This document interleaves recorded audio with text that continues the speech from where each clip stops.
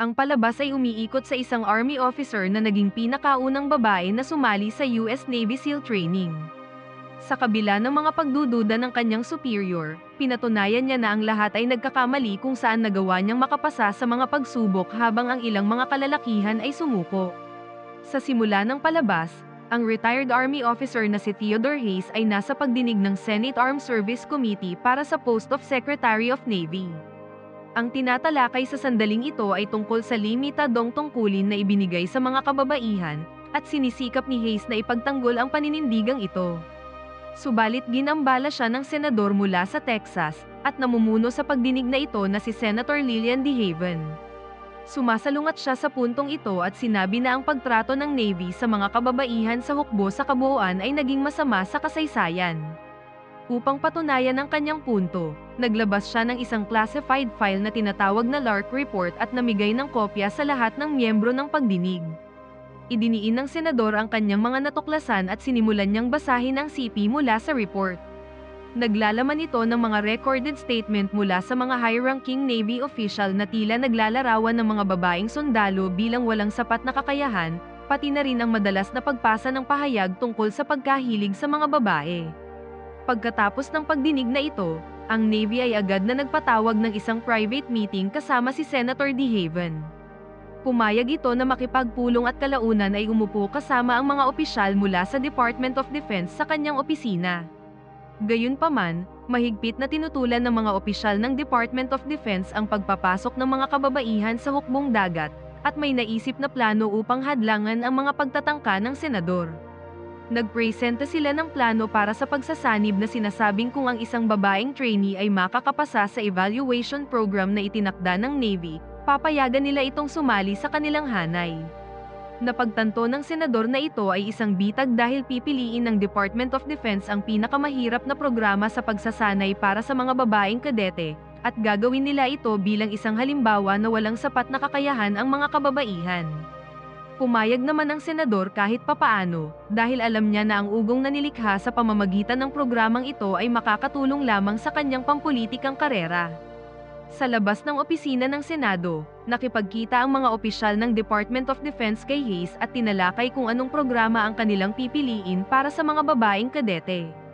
Nagkasundo sila sa US Navy Combined Reconnaissance Team, isang nakakapagod na programa sa pagpili kung saan mahigit 60% ng kandidato ang sumusuko bago ang ika-4 na linggo.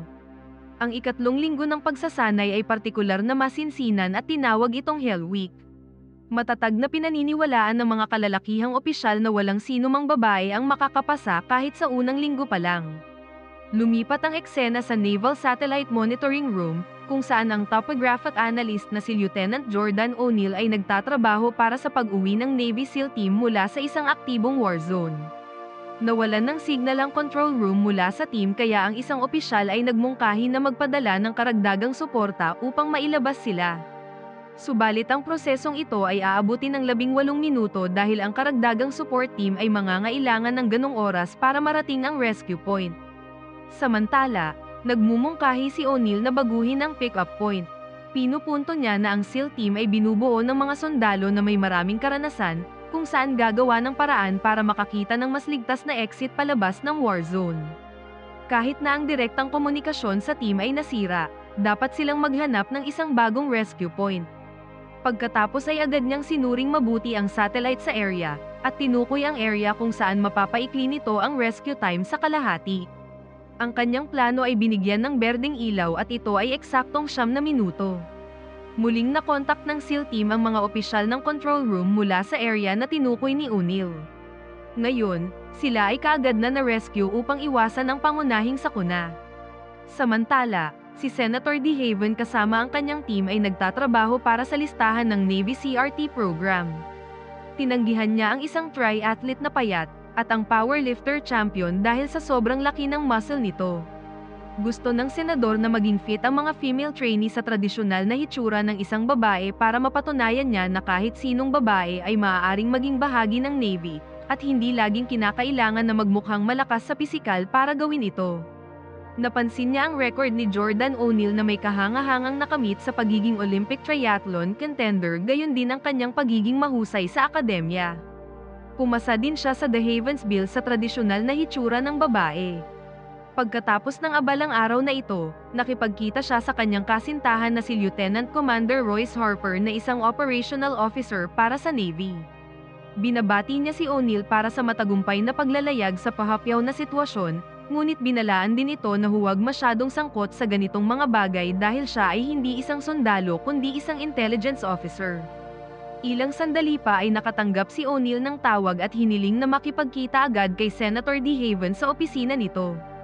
Sunod na eksena, ibinigay ng senador ang mga papel ukol sa CRT program kay O'Neill at ipinapaliwanag kung ano ang mga kondisyon. Sinabi ng senador na kung malalagpasan ni O'Neill ang pagsasanay na ito, mabubuksan nito ang pinto para sa mga kababaihan para sumali sa Navy sa hinaharap. Pagsapit ng gabi, si O'Neill ay nakauwi na sa kanyang bahay at tinatalakay ang ideya kasama ang kanyang kasintahan na si Royce. Subalit hindi siya nagmumukhang masigla tungkol sa ideya para sa ilang mga kadahilanan. Para sa mga baguhan, ang Navy CRT ay isang napakahirap na programa na maaaring magdulot kay O'Neill ng pangmatagalang pinsala. Makikisama din siya sa pagsasanay at sa tirahan kasama ang ilang mga kalalakihan na tumututol sa kanya. Ngunit kapag napili siya, kahit papaano ay ilalagay siya sa aktibong tungkulin sa mahabang panahon. Sinasabi ni Royce na baka wala siyang pasensya na hintayin ito sa mahabang panahon. Nasaktan si O'Neill sa sinabi ng kasintahan kung saan pakiramdam niya ay pinapabagsak nito ang kanyang mga kakayahan at ang kanilang relasyon. Siya ay mas lalong naging determinado para patunayan na ang lahat ay nagkakamali at sumali sa CRT program. Pagkaraan ng ilang araw, dumating siya sa training center at binigyan siya ng commanding officer ng hiwalay na silid, malayo sa dorm ng mga kalalakihang kadete. Kalaunan ay kumalat ang balita na ang isang babae ay nakalista sa programa, at ang mga kalalakihan ay tila hindi masaya. Sa gabi, nang si O'Neill ay dumating sa hapagkainan para sa hapunan, kinukutya siya ng ilang mga kalalakihan. Sumunod na araw, ang pagsasanay ay nagsimula. Muling inulit ng commanding officer na karamihan sa mga kadete ay hindi makakarating sa huling bahagi ng ikatlong linggo. Pagkatapos ay ibinigay niya ang mga kadete kay Command Master Chief John Argyle na siyang pangunahing training supervisor. Siya ay isang nakakatakot na tao at tila wala siyang malasakit na mayroong isang babae na kabilang sa pangkat. Habang sinusuri ang uniforme ng lahat, nerecite niya ang D.H. Lawrence poem na tinatawag na self-pity. Hindi niya direktang sinasabi sa lahat na huwag maawa sa kanilang sarili. Pagkatapos nito, ang mga kadete ay unang tinuruan kung paano magbuhat ng military-grade boat papunta sa dagat at mabilis na ibinaba. Ang mga natitirang pagsasanay ay pahirap ng pahirap. Sa ilang nakakapagod na ehersisyo, hinihimok sila ni Command Master John na huminto upang hindi na sila magdusa ng karagdagang pang-aabuso. Inilagay niya ang kampana sa harap ng bakuran ng pagsasanay, at kung sinong may gustong huminto ay patunugin lamang ito ng 3 beses. Walang pagkakaiba sa mga kalalakihan ang pagtrato ni John kay O'Neill. Ang mga bagay ay mas nagpahirap sa kanila sa gabi dahil binigyan lamang sila ng 4 na minuto upang tapusin ang kanilang hapunan. Ang lahat ng mga kadete ay nagmadali papunta sa kusina at kailangan pa nilang makipag-away para makakuha ng kanilang pagkain. Subalit nang nagsimula na silang kainin ito, nagsimula rin ang mga tagapagsanay sa pagsigaw sa kanila upang bumalik sa training ground. Napilitang itapon ng mga kadete ang kanilang mga pagkain sa basurahan, at muling nagpatuloy sa pagsasanay na walang laman ang kanilang tiyan. Ang seryeng ito ng matinding gawain ay nagpatuloy hanggang sa sumapit ang gabi, at ang mga kadete ay sinasanay para tumagal sa napakalamig na temperatura ng tubig. Pagkatapos lamang nito, sila ay medical na sinusuri at pinapayagan lamang na kumain ng parehong pagkain na itinapon sa basurahan. Ganap na nagkagulo ngunit si O'Neill ay nakapagtago ng isang pirasong tinapay sa kanyang bulsa, at pagkatapos ay kumain ng mga natitirang malamig na pagkain. Pagkatapos ng hapunan, inutusan sila ni Command Master John na magsulat ng sanaysay kung bakit nais nilang sumali sa US Navy. Subalit ang pagsubok ay hindi ganon kadali sa itsura nito. Habang ang mga sundalo ay nakapokus sa pagsusulat ng kanilang sanaysay, nagpatugtog si John ng nakakapawing opera music para sila ay antukin. Ang sinumang makakatulog ay itatapon palabas sa kampo. Kumagat si O'Neill ng tinapay na itinago niya kanina at nakatulong ito sa kanya para manatili siyang gising sa sandali ng pagsubok na ito. Pagkalipas ng 15 minuto, bumalik si John sa silid at inutusan sila na tumakbo papunta sa training ground. Tatakbo sila sa obstacle na kinabibilangan ng pananatiling ligtas habang ang mga opisyal ay nagpapaputok.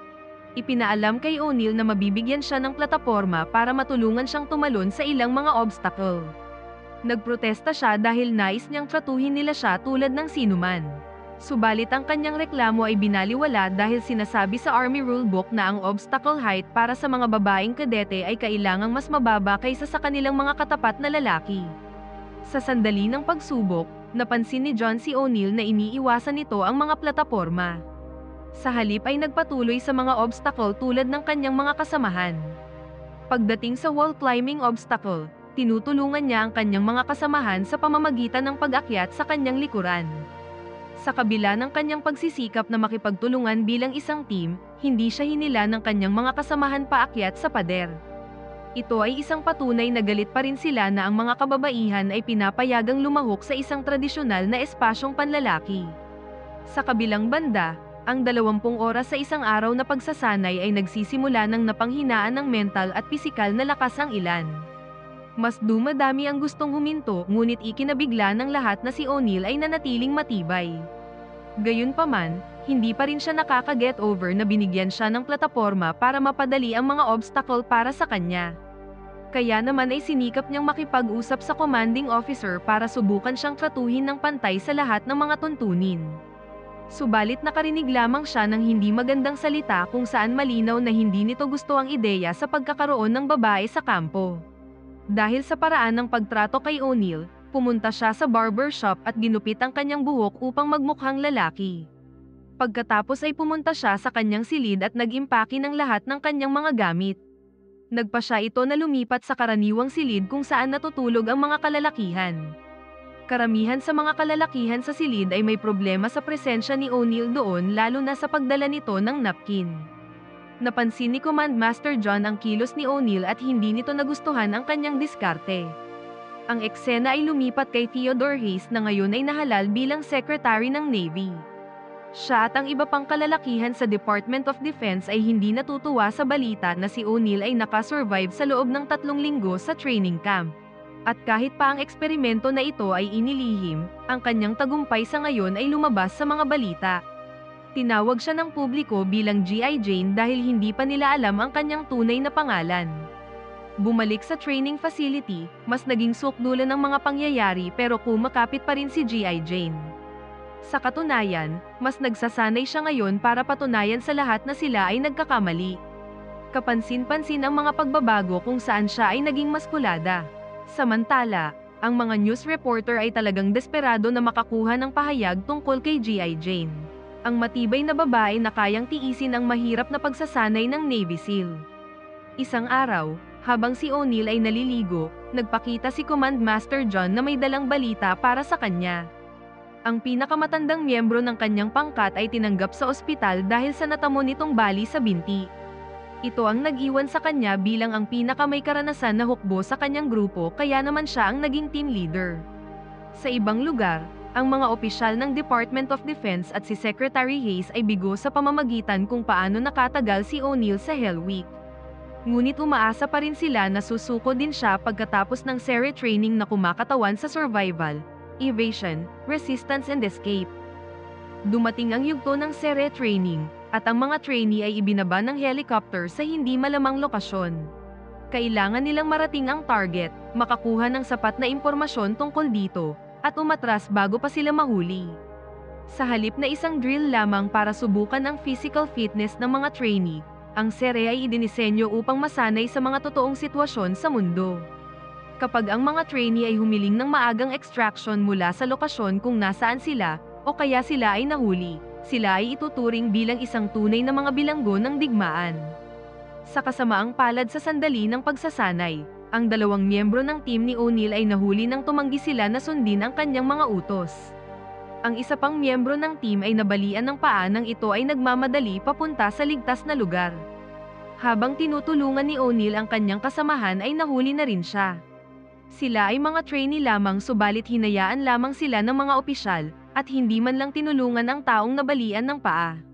Sa katunayan ay mas lalong pinahirapan pa ito para sabihin nito ang lokasyon ng iba pang mga team. Ang senaryong ito ay nangangahulugang pagsuko. Nang oras na ni O'Neill, siya ay tinanong sa pamamagitan mismo ni Command Master John. Habang nakatali ang kanyang mga kamay sa likod, sinimulan siyang bugbugin ni John.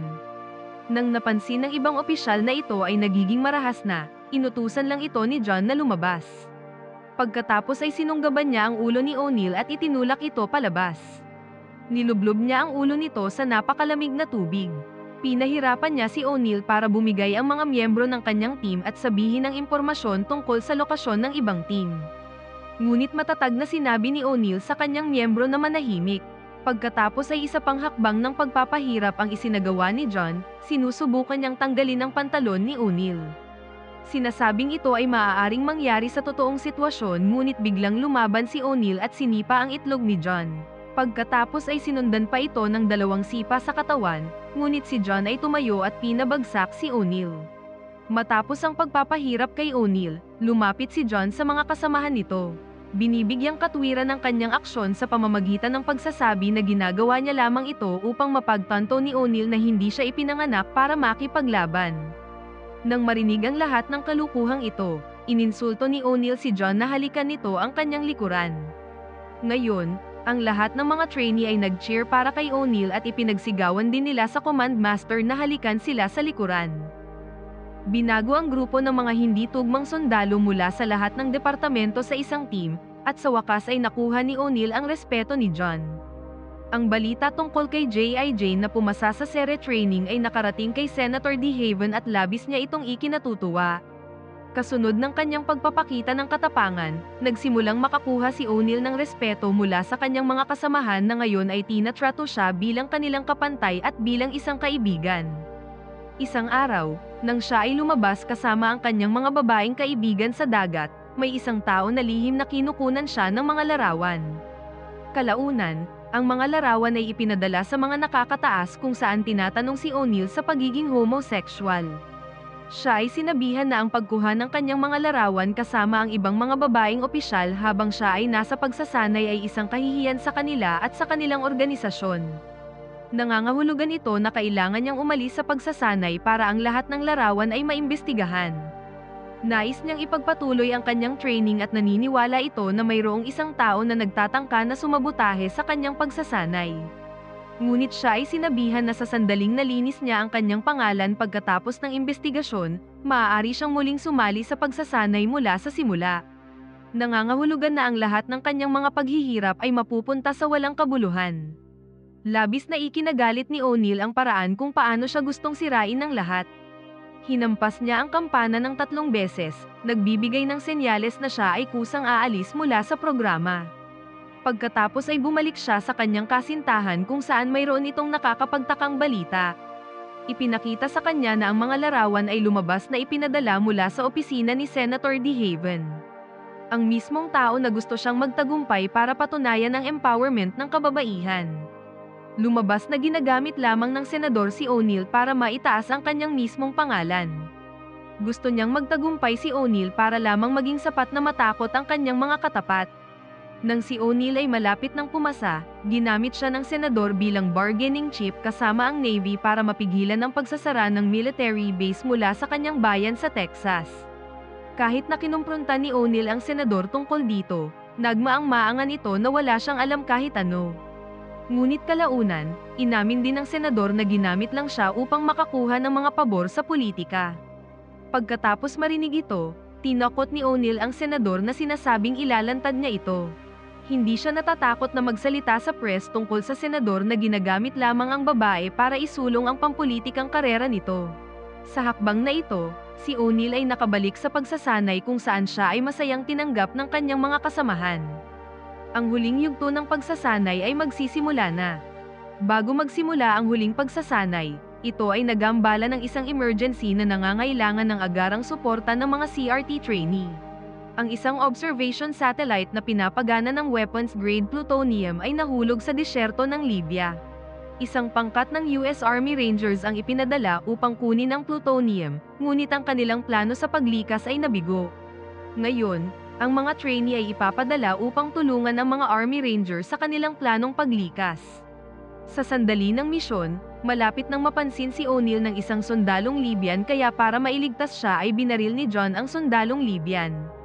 Dahil dito ay nalaman na ng mga Libyan patrol na may US militar na nakapasok sa kanilang teritoryo.